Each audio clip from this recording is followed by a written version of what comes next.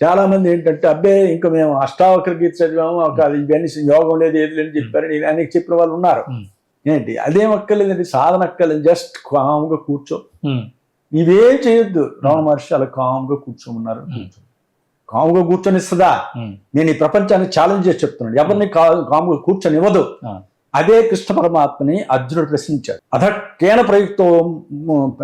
ప్రయుక్తం పాపం చరితి పురుష అనిచ్ఛన్నపి వార్షే బలాదేవ నియోజిత అని 3 అర్జునుడు అడుగుతున్నాడు. అర్జునుడు నేను ఏ పాపం చేయకూడదు అనుకున్నా కూర్చున్నా సరే ఏదో ఒకటి బలవంతంగా నా చేత చేయిస్తాను, అదేమిటి అని అడిగితే కృష్ణ పరమాత్మ చెప్పారు, కామయేష క్రోధయేష రజోగుణ సముద్భవం మహాసన మహాపాత్మ విద్యేన మిహవైరణం.